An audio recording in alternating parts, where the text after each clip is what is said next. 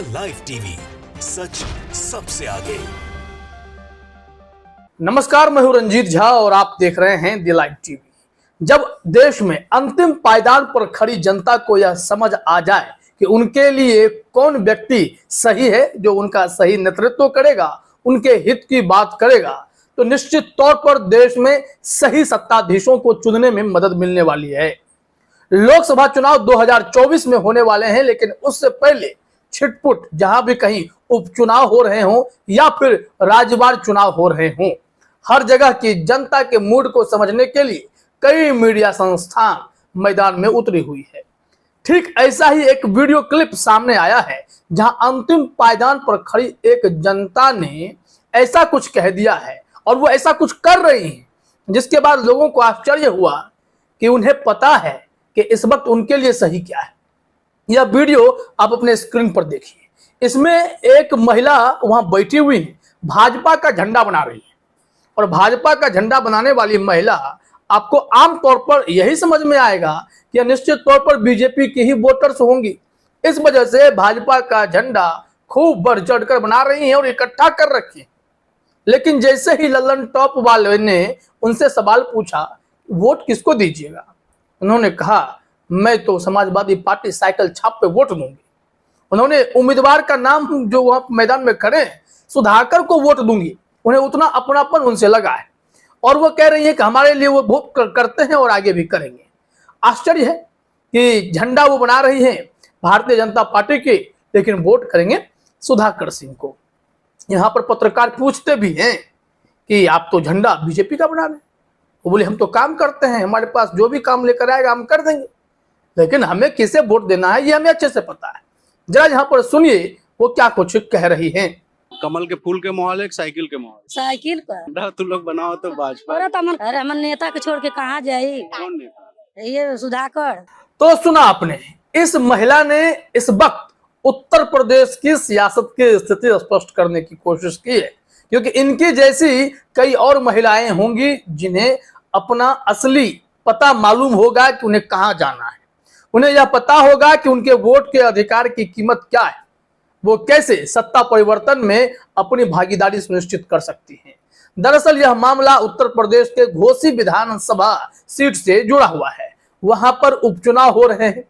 BJP से सपा के ही पूर्व नेता दारा सिंह चौहान मैदान में है, तो दूसरी तरफ समाजवादी पार्टी यानी साइकिल छाप पर सुधाकर सिंह मैदान में हैं। और यहां बीजेपी के लिए परेशानी इसलिए हो रही है क्योंकि विपक्षी एकजुटता ने भारतीय जनता पार्टी की नींदें उड़ा दी हैं। घोसी विधानसभा सीट पर दारा सिंह चौहान मुश्किल में नजर आ रहे हैं। तभी तो एक खबर आई थी कि एक स्याही फेंकने वाले ने जो दारा सिंह चौहान पर स्याही फेंका था, वो खुद सरेंडर करके बोलता है, हमें ऐसा करने के लिए कहा गया था। उन्हें यह जानकारी दी गई कि भाजपा वहां फंस रही है, चुनाव फंस रहा है, तुम स्याही फेंक कर भाग जाना, हम तुम्हें बचा लेंगे। यानी कि घोसी में मामला पूरा गड़बड़ाया हुआ है। अब देखिए, ललन टॉप पर आपने इस महिला के वीडियो को तो देख लिया, सुन लिया, लेकिन घोसी में राजनीतिक तौर तरीके को समझिए। घोसी विधानसभा सीट पर जिन जिन दलों ने अकेले अकेले चुनावी मैदान में उतरकर एक ही विचारधारा की पार्टी के वोट काटने की कोशिश की थी, वो इस वक्त एकदम से एकजुट हो गए। तो बीजेपी के लिए पोलराइजेशन के सहारे सत्ता हासिल करना बड़ी ही मुश्किल से स्थिति में आ गई है। अब जरा आइए इस खबर को भी हम आपको दिखाते हैं। लाइव हिंदुस्तान की रिपोर्ट है जिसमें यह बताया जा रहा है कि सिर्फ बहुजन समाज पार्टी को अगर छोड़ दिया जाए तो तमाम दलों ने सपा का समर्थन कर दिया है। यानी सपा मतलब साइकिल छाप पर, जिसकी बात वो महिला कर रही है। हेडलाइन में देखिए, बताया जा रहा है, घोसी बाई इलेक्शन, घोसी उपचुनाव में सपा की ताकत बढ़ी, एक और दल का मिला समर्थन, अब भी बसपा पर टिकी निगाहें। अब बहुजन समाज पार्टी क्या फैसला करती है, उनके समर्थक क्या करेंगे, क्या वो साइकिल छाप का समर्थन करेंगे?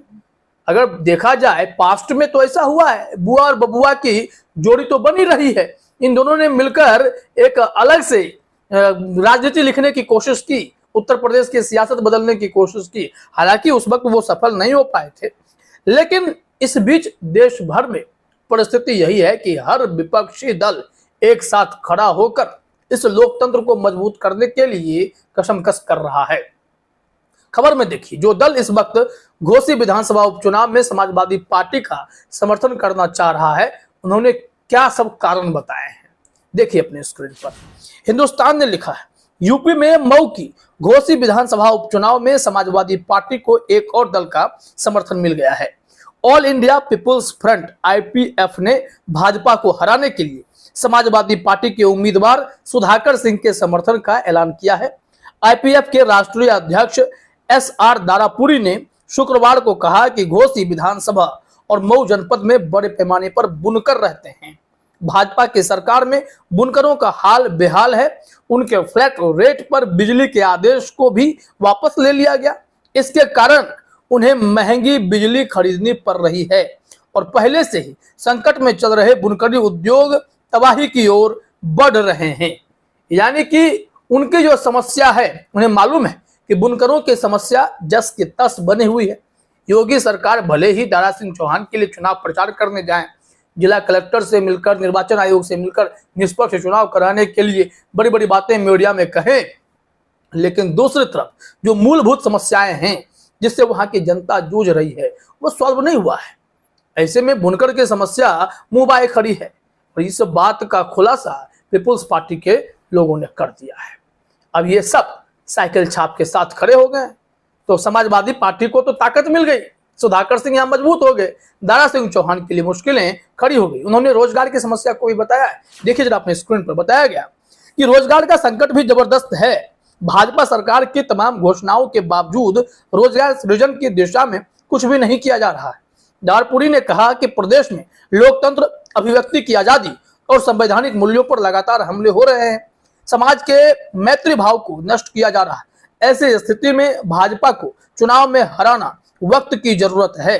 इसलिए IPF ने समाजवादी पार्टी के घोसी विधानसभा चुनाव के प्रत्याशी का समर्थन करने का निर्णय लिया है। अब देखिए, यह सिलसिला लगातार जारी है। इन्होंने अभी इनका साथ दिया। इससे पहले जो सुभाषपा यानी सुहेलदेव पार्टी है, ओम प्रकाश राजभर, वो तो भाजपा से हाथ मिला बैठे, लेकिन उनके ही पार्टी में इस फैसले के कारण टूट की स्थिति हुई।